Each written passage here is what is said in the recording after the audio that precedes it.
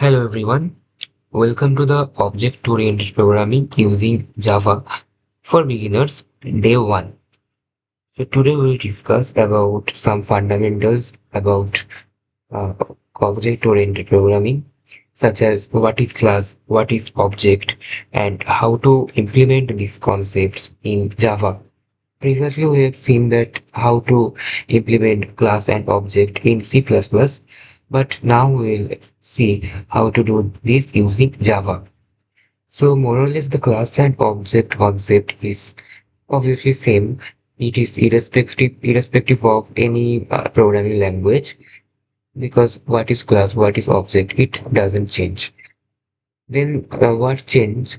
The change is on the coding syntax and on some special conceptual topics like pointers, because in Java there is no pointer, and in C++ we have pointers, and in object-oriented programming sometimes we have used pointers. But in Java there is no pointer.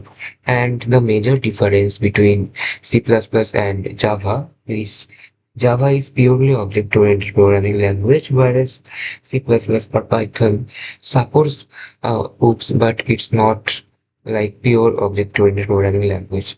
Because without class and object, we cannot program easily. Suppose for a basic program like printing hello world, we can write a C++ program without using the class concept. Only using the main function, we can simply print hello world. But in Java, we cannot do that.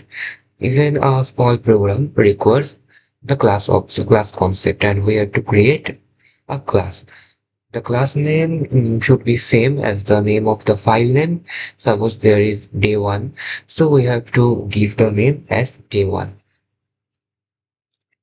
So let's discuss about what is class. Class is basically some blueprint or template, you can say, which describes what its future objects looks alike.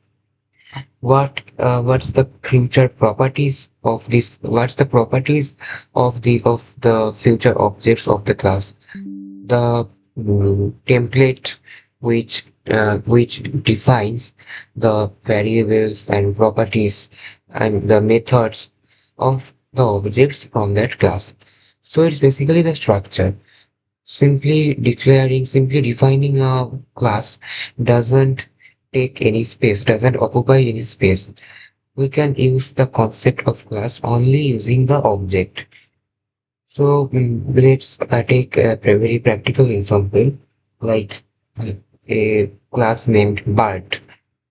We all know what a word is. So in the class Bart, there are several members of the Bart class, such as Crow, such as Pigeon, Peacock, like this. Suppose in a world, you are in a different world where there is no bird. I mean, there is no crow, there is no pigeon, peacock, or any other bird. Then in that world, will the word bird make any sense? No, because no birds exist there. So the people of the world are not aware of the term bird. So without the objects of a class is nothing. Similarly, let's think about the class student. Imagine a school, there is no student. So in that school, the term student doesn't have any sense.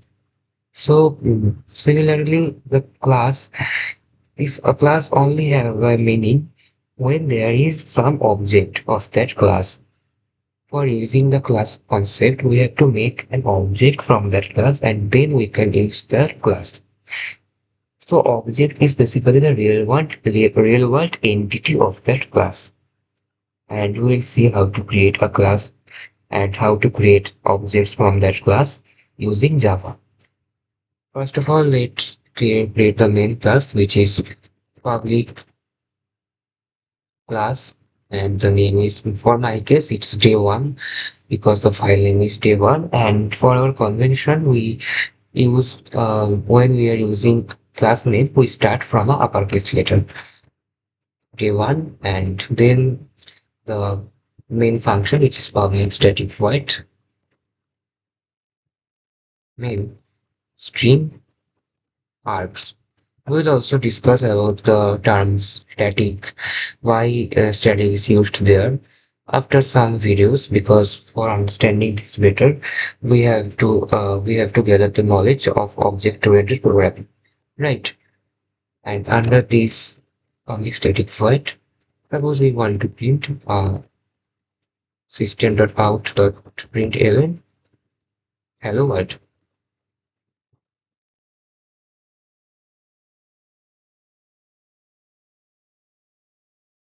Public static void main, and under this we have printed a normal, a very common statement for the coders, which is hello world. Now save this file and run this in the terminal.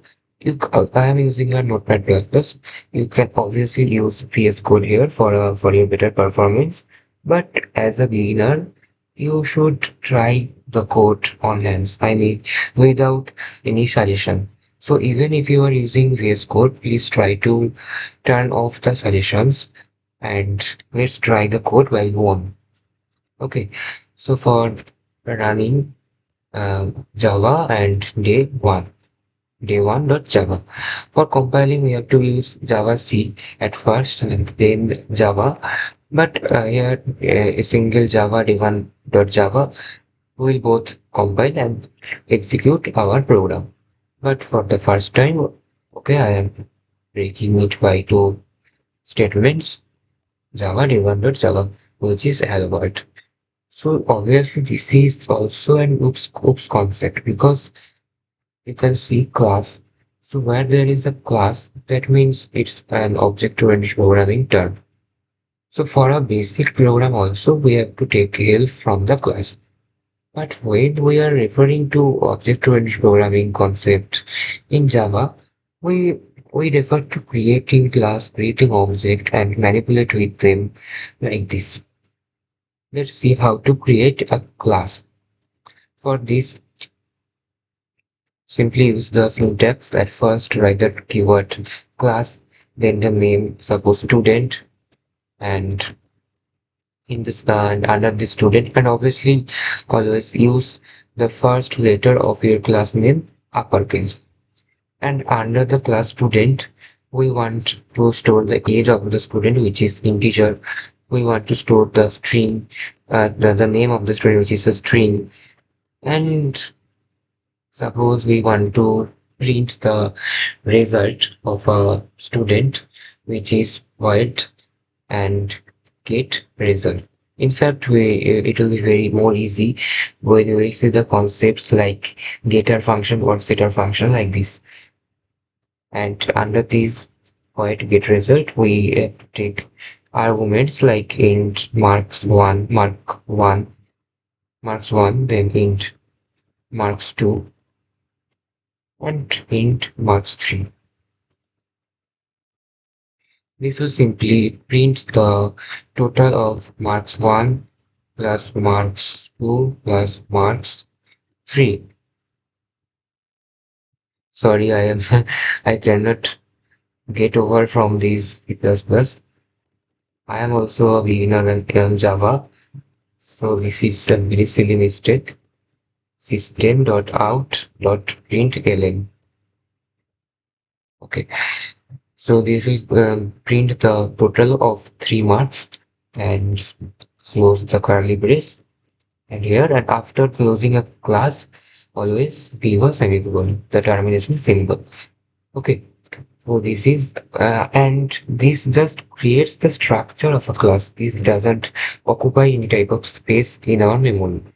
For using this class student, we have to make a real world entity at first. For this, we have to go to the main function, and we have to use a syntax, which is at first write the class name, then the object name, suppose which is s1, then the keyword new, then again the class name, and then parentheses. And for this line, a new object of the class student, which is s1, the object name is s1, has been created. And then we can assign the age of the student is 1 as 14.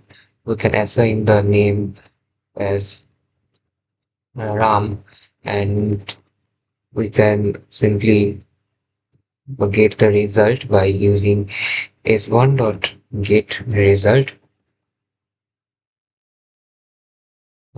Suppose 20, 30, and 10. These are the 3 marks of the particular student.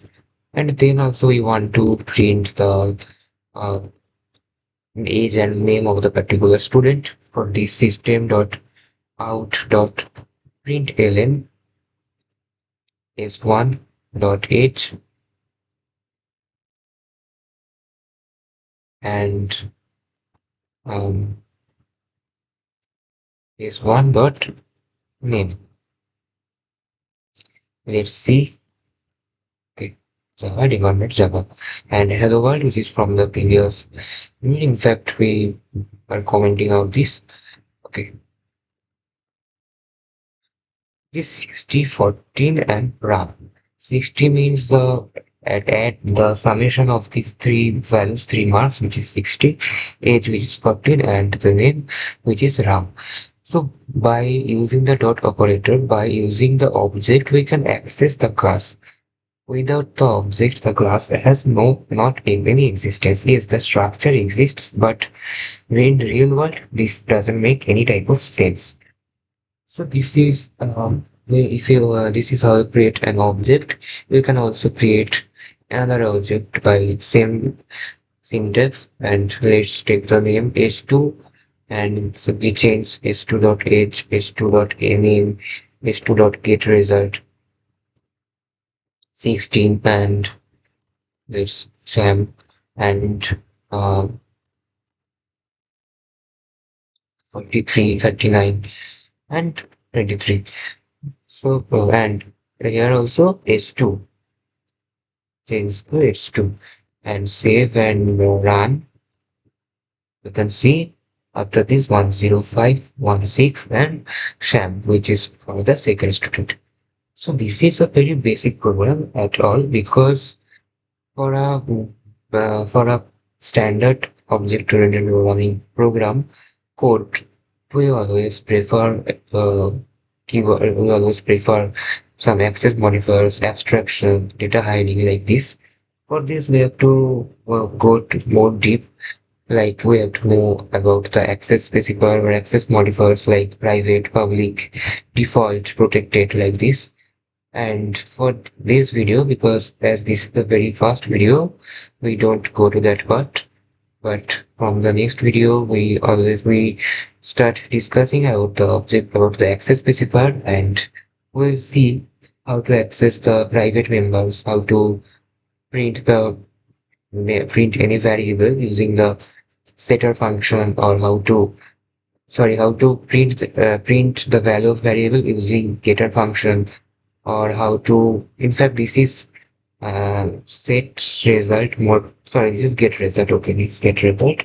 But for a standard convention, for setting some variables, we use a function called setter function, and for returning, for printing something, we use getter function. Here we have used to print something, so we have used the name get result.